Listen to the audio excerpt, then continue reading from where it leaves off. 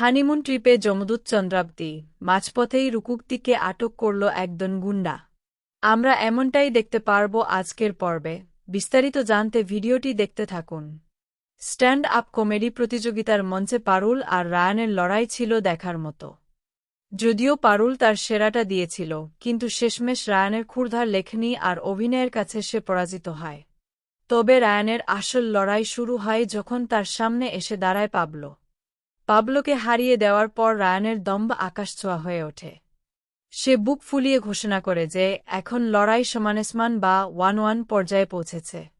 সরাসরি পাবলো সেনকে চ্যালেঞ্জ ছুড়ে দিয়ে সে জানিয়ে দেয়, এবার দেখা যাবে কে আসল শক্তিশালী, রায়ান বাসু নাকি পাবলো সেন। পারুলও দমে যাওয়ার পাত্রী নাই। সে রায়ানের এই এদ্ধত্বকে হাসিমুখে গ্রহণ করে এবং মনে মনে পরবর্তী যুদ্ধের প্রস্তুতি নিতে শুরু করে। অন্যদিকে রুকু আর ঋত্বিক যখন সব বাধা কাটিয়ে অবশেষে তাদের হানিমুনের জন্য কেরালার উদ্দেশ্যে রওনা দেয়, তখন পারুলের মনে এক অজানা আশঙ্কার মেঘ জমতে থাকে।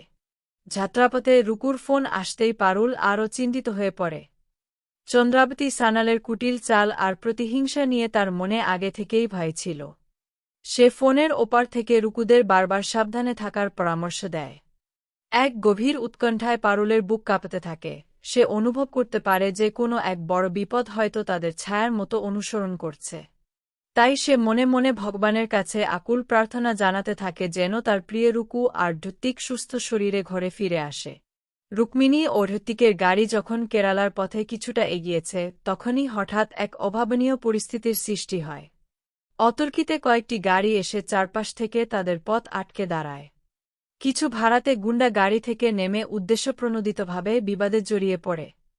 তারা দাবি করতে থাকে যে রুকুদের গাড়ির কারণে কোনো এক কাল্পনিক দুর্ঘটনা ঘটেছে। রুক্মিণী পরিস্থিতি শান্ত করার জন্য বারবার বোঝানোর চেষ্টা করলেও সেই গুন্ডারা কোনো কথাই কানে তুলছিল না।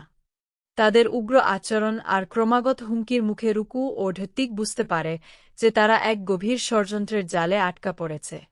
ঠিক সেই মুহূর্তে নাটকের চরম উত্তেজনার মতো ঘটনাস্থলে এসে হাজির হয় স্বয়ং চন্দ্রাবতী সান্যাল। তাকে সামনে দেখে রুকু আর ঋত্বিক একেবারে হতবাক হয়ে যায়।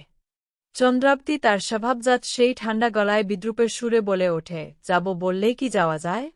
তার এই অশুভ হাসিতে স্পষ্ট হয়ে যায় যে রুকুদের হানিমুনের পরিকল্পনা ধূলিসাৎ করতেই সে এই জাল বুনেছিল। কোনো সুযোগ না দিয়েই চন্দ্রাবতী তার পোষা গুন্ডাদের নির্দেশ দেয় রুকু ও ঋত্বিককে তুলে নিয়ে যাওয়ার জন্য। এক নিমিষেই আনন্দের যাত্রা এক বিভীষিকাময় অপহরণে পরিণত হয়, যা গল্পের মোড়কে এক নতুন সংকটের দিকে ঠেলে দেয়। যখন বাইরে রুকু আর ঋত্বিককে ঘিরে চরম বিপদ ঘনিয়ে আসছে, ঠিক তখনই গল্পের অন্য প্রান্তে দেখা যায় এক সম্পূর্ণ ভিন্ন দৃশ্য। সব রেষারেষি আর মানবিমান সরিয়ে রেখে রায়ান আর পারুল একে অপরের খুব কাছে চলে আসে। কোনো এক আকস্মিকতায় তারা বিছানার ওপর পড়ে গিয়ে জড়িয়ে ধরে রোমান্সে ডুবে যায়। তাদের দুজনের চোখের পলক পড়ছে না, যেন সময় থমকে গেছে সেই একটি মুহূর্তে। বাইরের জগতের ঝড়ঝঞ্ঝা আর আসন্ন বিপদ থেকে বিচ্ছিন্ন হয়ে তারা একে অপরের সান্নিধ্যে এক নতুন রসায়নের জন্ম দেয়, যা তাদের সম্পর্কের সমীকরণকে চিরতরে বদলে দেওয়ার ইঙ্গিত দেয়।